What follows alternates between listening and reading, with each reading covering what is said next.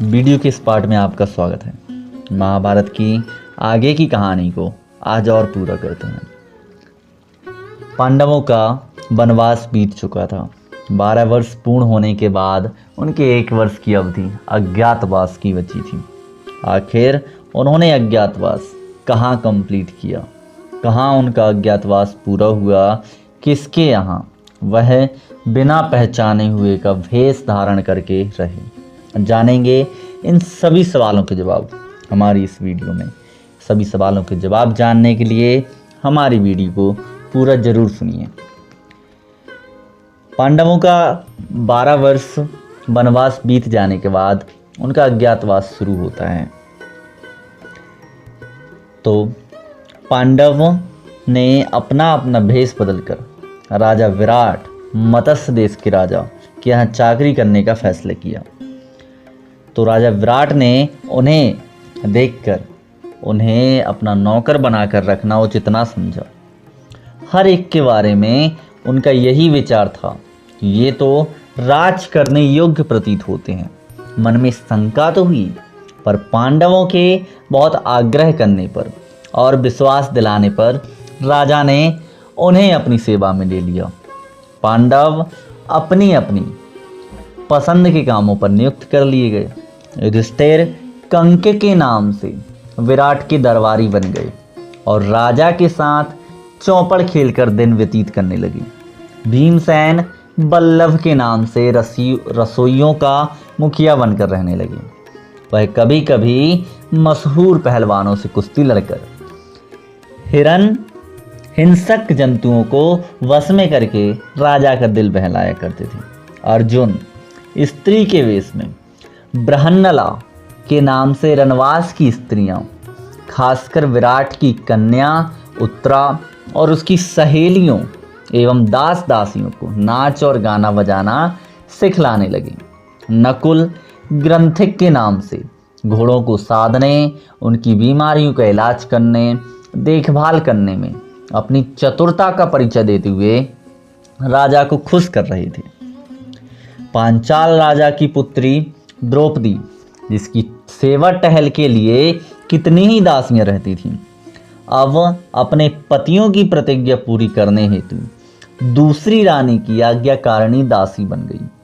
विराट की पत्नी सुदेशना की सेवा शुश्रूषा करती हुई रनवास में सैरंध्री के नाम से काम करने लगी। रानी सुदेशना का भाई कीचक बड़ा ही बलिष्ठ और प्रतापी वीर था। मत्स्य देश की सेना का वही नायक हुआ करता था। अपने कुल के लोगों को साथ लेकर कीचक ने बूढ़े विराट राज की शक्ति और सत्ता में खूब वृद्धि कर दी थी। कीचक की धाक लोगों पर जमी हुई थी। लोग कहा करते थे कि मत्स्य देश का राजा तो स्वयं कीचक है, विराट नहीं। यहाँ तक कि स्वयं विराट भी कीचक से डरा करते थे और उसका कहा मानते थे। जब से पांडवों के 12 वर्ष के वनवास की अवधि पूरी हुई थी, तभी से दुर्योधन के गुप्तचरों ने पांडवों की खोज करनी शुरू कर दी थी। इन्हीं दिनों हस्तिनापुर में कीचक के मारे जाने की खबर फैल गई। यह सब खबर पाते ही दुर्योधन का माथा ठनका कि हो ना हो कीचक का वध भीम ने ही किया होगा। यह दुर्योधन का अनुमान था। उसने अपना यह विचार राजसभा में प्रकट करते हुए कहा, मेरा ख्याल है कि पांडव विराट के नगर में ही छुपे हुए हैं। मुझे तो यही ठीक लगता है। मत्स्य देश पर हमला कर देना चाहिए। यदि पांडव वहां होंगे तो निश्चय ही विराट की तरफ से हमसे युद्ध अवश्य करेंगे। यदि हम अज्ञातवास की अवधि पूरी होने से पहले ही उनका पता लगा लेंगे तो शर्तानुसार 12 वर्ष के लिए उन्हें फिर से वनवास करना होगा। 12 वर्ष के लिए फिर से वनवास करना बहुत भारी था। यदि पांडव विराट के यहाँ ना भी हुए तो भी हमारा कुछ नहीं बिगड़ेगा। हमारे तो दोनों हाथों में लड्डू हैं। दुर्योधन की यह बात सुनकर त्रिगर्त देश का राजा सुशर्मा उठा और बोला, राजन, मत्स्य देश के राजा विराट मेरे शत्रु हैं।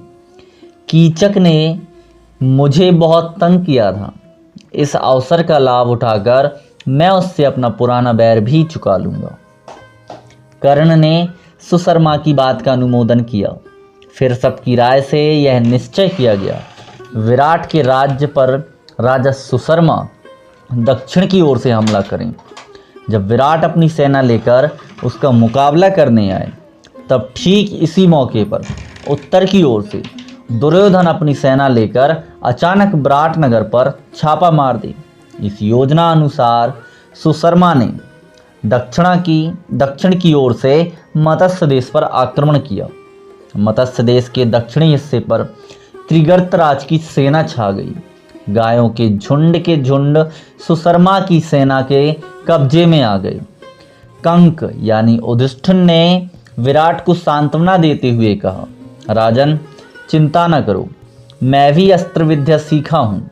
मैंने सोचा है कि अपने रसोइये बल्लभ, अश्वपाल, ग्रंथिक, तंतिपाल भी बड़े कुशल योद्धा हैं। मैं कवच पहनकर रथारूढ़ होकर युद्ध क्षेत्र में जाऊंगा। आप भी उनको आज्ञा दें कि रथारूढ़ होकर मेरे साथ चलें।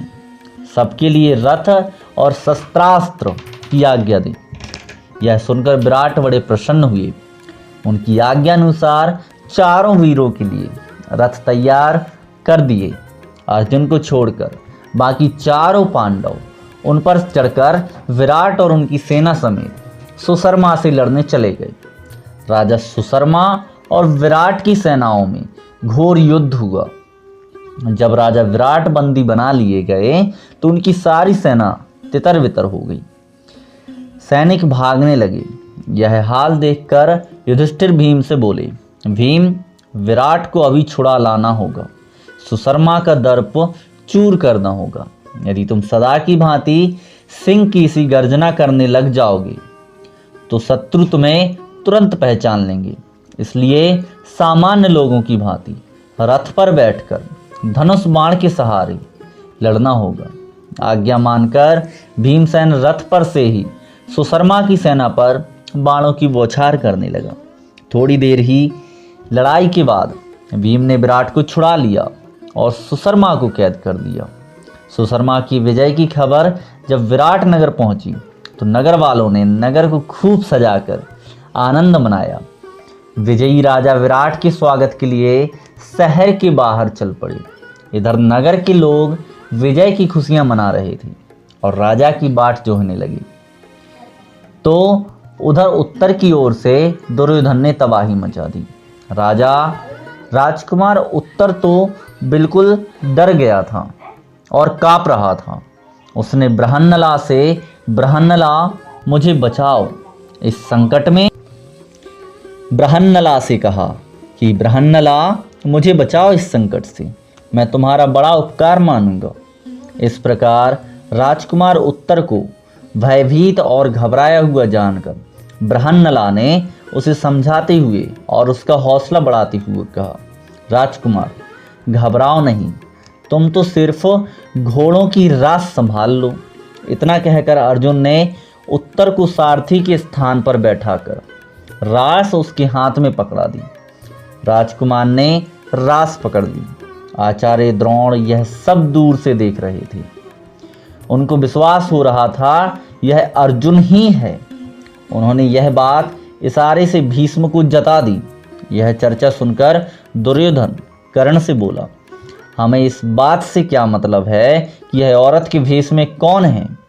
मान लें कि यह अर्जुन ही है, फिर भी हमारा तो उससे काम ही बनता है।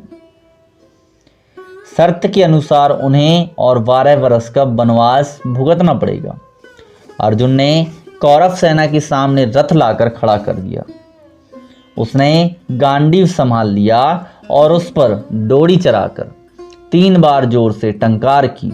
कौरव सेना टंकार ध्वनि से सचेत होने भी नहीं पाई कि अर्जुन ने खड़े होकर शंख की ध्वनि की, जिससे कौरव सेना थर्रा उठी। उसमें खलबली मच गई कि पांडव आ गए। प्रतिज्ञा पूर्ति। मुझे मालूम है, द्रोण ने कहा, यह तो अर्जुन ही आया है। आचार्य की शंका और घबराहट दुर्योधन को ठीक ना लगी। तभी कर्ण बोला, पांडव जुए के खेल में जब हार गए थे तो शर्त के अनुसार उन्हें 12 वर्ष का वनवास और 1 वर्ष अज्ञातवास में बिताना था। अभी 13वां वर्ष पूरा नहीं हुआ है। अर्जुन हमारे सामने प्रकट हो गया तो डर किस बात का। शर्तानुसार पांडवों को फिर से 12 वर्ष का वनवास, 1 वर्ष अज्ञातवास बिताना होगा। अजीब बात है कि सेना के योद्धा भय के मारे कांप रहे, जबकि उन्हें दिल खोलकर लड़ना चाहिए। आप लोग यही रट लगा रहे हैं कि सामने जो रथ आ रहा है उस पर अर्जुन धनुष ताने बैठा है, पर वहां अर्जुन की बजाय परशुराम हो तो भी हम क्यों डरें। मैं तो अकेला ही जाकर उसका मुकाबला करूंगा और दुर्योधन को जो वचन दिया था आज पूरा करके दिखाऊंगा। कर्ण को यों दम भरते हुए देखकर कृपाचार्य झल्लाकर बोले, कर्ण, मूर्खता की बातें ना करो। हम सबको एक साथ मिलकर अर्जुन का मुकाबला करना होगा। यह सुनकर कर्ण को गुस्सा आया। वह बोला, आचार्य तो अर्जुन की प्रशंसा करते कभी थकते ही नहीं हैं। अर्जुन की शक्ति को बड़ा चढ़ाकर बताने की इन्हें एक आदत सी पड़ गई है। ना मालूम यह भय के कारण है या अर्जुन को अधिक प्यार करते हैं, इस कारण है। जो भी हो, मैं अकेला ही डटा रहूंगा। जब कर्ण ने आचार्यों को यूं चुटकी ली तो कृपाचार्य के भांजे अश्वत्थामा से ना रहा गया। वह बोला, कर्ण, किया तुमने कुछ नहीं है और कोरी डींगे मारने से समय गंवा रहे हो। इस प्रकार कौरव सेना के वीर आपस में ही वाद विवाद और झगड़ा करने लगे। यह देखकर भीष्म बड़े खिन्न हो गए। वह बोले, यह आपस में बैर विरोध या झगड़े का समय नहीं है। अभी तो सबको एक साथ मिलकर शत्रु का मुकाबला करना है। पितामह के इस प्रकार समझाने पर कर्ण, अश्वत्थामा आदि वीर जो उत्तेजित हो रहे थे शांत हो गए। सबको शांत देखकर भीष्म दुर्योधन से बोले, बेटा दुर्योधन, अर्जुन प्रकट हो गया है, वह ठीक है, पर प्रतिज्ञा का समय कल ही पूरा हो चुका है। चंद्र और सूर्य की गति, वर्ष, महीने और पक्ष विभाग के पारस्परिक संबंध को अच्छी तरह जानने वाले कथन की पुष्टि करेंगे। प्रत्येक वर्ष में एक जैसे महीने नहीं होते। मालूम होता है कि तुम लोगों की गणना में भूल हुई है, इसलिए तुम्हें भ्रम हुआ है कि जैसे ही अर्जुन ने गांडीव धनुष को टंकार की थी, मैं समझ गया था प्रतिज्ञा की अवधि पूरी हो गई है। दुर्योधन, युद्ध शुरू करने से पहले इस बात का निश्चय कर लेना होगा कि पांडवों के साथ संधि कर लें या नहीं। यदि संधि करने की इच्छा है तो उसके लिए अभी समय है। दुर्योधन ने कहा, पूज्य पितामह, मैं संधि नहीं चाहता। राज्य तो दूर रहा, मैं तो एक गांव तक पांडवों को देने के लिए तैयार नहीं हूं। यह सुनकर द्रोणाचार्य की आज्ञा अनुसार कौरव वीरों ने व्यूह रचना की। उधर उत्तर ने रथ उसी ओर हाँक दिया जिधर दुर्योधन था। अर्जुन ने गांडीव पर चढ़ाकर 2-2 बाण आचार्य द्रोण और पितामह भीष्म की ओर इस तरह से छोड़े कि उनकी चरणों में जाकर गिरे। इस प्रकार अपने बड़ों की वंदना करके अर्जुन ने दुर्योधन का पीछा किया। अर्जुन की दुर्योधन का पीछा करते देखकर भीष्म आदि सेना लेकर अर्जुन का पीछा करने लगे। अर्जुन ने उस समय अद्भुत रण कौशल का परिचय दिया। पहले तो उसने कर्ण पर हमला करके बुरी तरह से घायल करके मैदान से भगा दिया। उसके बाद द्रोणाचार्य की बुरी गत होते देखकर अश्वत्थामा आगे बढ़ा और अर्जुन पर बाण बरसाने लगा। अर्जुन ने जरा सा हटकर द्रोणाचार्य को खिसक जाने का मौका दिया। मौका पाकर आचार्य जल्दी से खिसक गए। उनके चले जाने के बाद अर्जुन अब अश्वत्थामा पर टूट पड़ा। दोनों में भयानक युद्ध होता रहा। अंत में अश्वत्थामा को हार माननी पड़ी। इसके बाद कृपाचार्य की बारी आई और वह भी हार गए। पांचों महारथी जब इस भांति परास्त हो गए तो फिर सेना किसके बल पर टिकती। सारी कौरव सेना को अर्जुन ने जल्दी ही तितर बितर कर दिया। सैनिक अपनी जान बचाकर भाग खड़े हुए। इस भांति भीषण युद्ध करती हुई अर्जुन ने दुर्योधन का पीछा करना ना छोड़ा। पांचों महारथियों द्वारा अर्जुन की एक साथ रोकने का प्रयत्न करने पर वह रोका ना जा सका। अर्जुन आखिर दुर्योधन के निकट पहुंच ही गया। उसने दुर्योधन पर भीषण हमला किया। दुर्योधन घायल हो गया और मैदान छोड़कर भाग गया। भीष्म ने उससे कहा, अब वापस हस्तिनापुर लौट चलना चाहिए। भीष्म की सलाह मानकर सारी सेना हार मानकर हस्तिनापुर चली गई। उधर युद्ध से लौटते हुए अर्जुन ने कहा, उत्तर अपना रथ नगर की ओर ले चलो। तुम्हारी गायें छुड़ा ली गई हैं, शत्रु भी भाग खड़े हुए हैं। इस विजय का यश तुम्ही को मिलना चाहिए, इसलिए चंदन लगाकर और फूलों का हार पहनकर नगर में प्रवेश करना। रास्ते में अर्जुन ने फिर से बृहन्नला का वेश धारण कर लिया। अर्जुन उत्तर को रथ पर बैठाकर सारथी के स्थान पर बैठ गया। उन्होंने विराट नगर की ओर कुछ दूतों को यह आज्ञा देकर भेज दिया, जाकर घोषणा दो, राजकुमार उत्तर की विजय हुई है। त्रिगर्त राजा सुशर्मा पर विजय प्राप्त करके राजा विराट नगर में वापस आए तो पुरवासियों ने उनका धूमधाम से स्वागत किया। अंतःपुर में राजकुमार उत्तर को ना पाकर राजा ने पूछताछ की तो स्त्रियों ने बड़े उत्साह के साथ बताया कि कुमार कौरवों से लड़ने गए हैं। राजा यह सुनकर एकदम चौंक गए। उनके विशेष पूछने पर स्त्रियों ने कौरवों के आक्रमण का पूरा हाल सुनाया। यह सब सुनकर राजा का मन चिंतित हो उठा। राजा को इस प्रकार शोकातुर होते देखकर कंक ने उन्हें दिलासा देते हुए कहा, आप राजकुमार की चिंता ना करें, बृहन्नला सारथी बनकर उनके साथ गई हुई है। कंक इस प्रकार बातें कर ही रहे थे कि इतने में उत्तर की भेजी हुई दूत ने आकर कहा, राजन आपका कल्याण हो, राजकुमार जीत गए। कौरव सेना तितर बितर हो गई और गायें भी छुड़ा ली गईं। यह सुनकर विराट आंखें फाड़ कर देखते रह गए। उन्हें विश्वास नहीं हो रहा था कि अकेला उत्तर कौरवों से जीत सकेगा। पुत्र की विजय हुई यह जानकर विराट आनंद और अभिमान के मारे फूले न समाये। उन्होंने दूतों की असंख्य रत्न और धन पुरस्कार के रूप में देकर खूब आनंद मनाया।